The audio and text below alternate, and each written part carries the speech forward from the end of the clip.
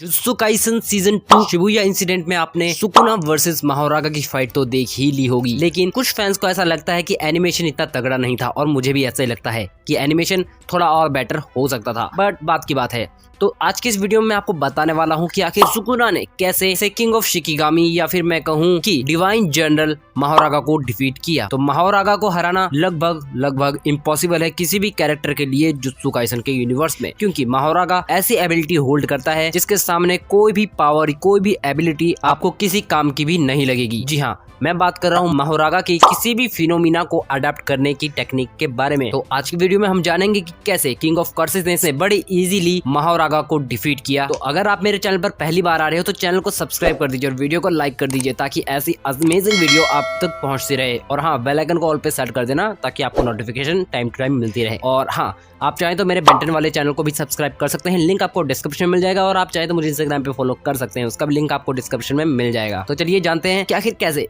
Sukuna ने king of शिकिगामी या फिर मैं कहूँ कि डिवाइन जनरल महारागा को डिफीट किया। मैं इसे किंग ऑफ शिकिगामी इसलिए बोल रहा हूँ क्योंकि सभी शिकिगामी में सबसे ज्यादा पावरफुल है अब तक। तो मेगुमी और तोजी की फाइट के बाद जो मेगुमी था वो काफी ज्यादा इंजर्ड और थका हुआ भी था, और तभी हारुता शिगोमे ने उस पर अटैक किया और उसे काफी ज्यादा असॉल्ट भी किया, जिसके बाद वो काफी ज्यादा कमजोर हो गया था। और तभी उसके पास कोई और चारा भी नहीं था और उसने कुछ हैंड साइंस बनाए और तभी डिवाइन जनरल महारागा वहाँ पर प्रकट हो गया और उसने आते ही सबसे पहले मेगुमी को ही नॉकआउट कर दिया। जिसके बाद वहाँ पर और कोई नहीं था जो डिवाइन जनरल महारागा को डिफीट कर पाए। और ऐसे ही घूमते घूमते वहाँ पर सुकुना आ गया। तो ऐसा नहीं था, घूमते घूमते नहीं आया, तो सुकुना ने वहाँ पर इतनी सारी कर्स एनर्जी को महसूस कर लिया जिससे उसे पता लगा कि कुछ तो हो रहा है। इसीलिए सुकुना वहाँ पर आया और हमें देखने को मिला सुकुना वर्सेस महारागा। तो अब सुकुना ने क्या किया? सुकुना ने महारागा पर कंटिन्यूअसली स्लैश अटैक्स किए, जिसके बाद महारागा सुकुना के स्लैशिंग अटैक को अडॉप्ट करना शुरू कर दिया था। देखते देखते जो महारागा था उसने डिसमेंटल को अडॉप्ट कर लिया, लेकिन सुकुना किंग ऑफ कर्स ऐसे ही नहीं है, उसके पास हर चीज के लिए प्लान होता है, फिर चाहे वो कोई भी काम क्यों ना हो। जो सुकुना है वो किंग ऑफ प्लान भी है, इसीलिए सुकुना ने अपना मेन अटैक लास्ट के लिए बचा कर रखा ताकि वो एंड में महारागा पर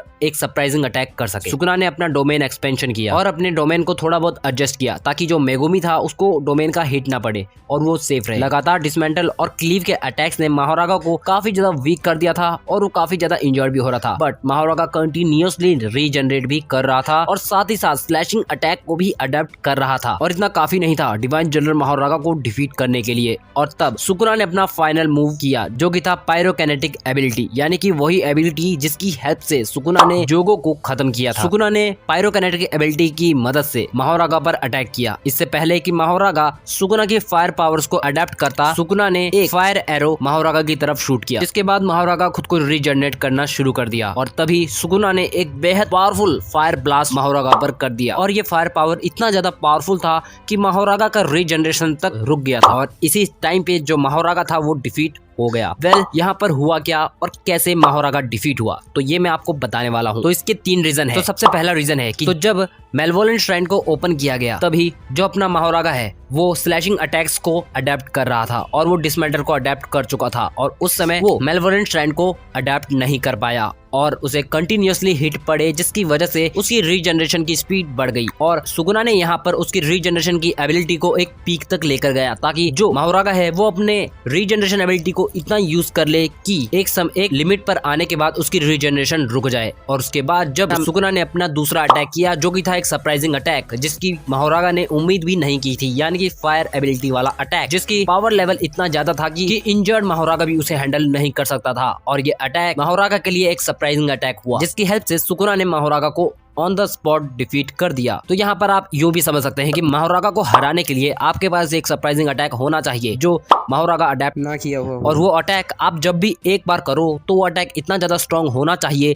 कि महारागा को डिफीट कर सके। यानी कि मेन पॉइंट ये है कि अगर आप महारागा को डिफीट करना चाहते हैं तो आपको 1 शॉट में ही उसे डिफीट करना होगा, अदरवाइज वो आपके अटैक को अडेप्ट कर जाएगा। वैसा ही गोजो भी करना चाहता था, लेकिन सुकुना ने ऐसा होने नहीं दिया। बट यहाँ पे सुकुना को रोकने वाला कोई था नहीं, इसीलिए सुकुना महारागा को डिफीट करने में सक्सेसफुल रहा।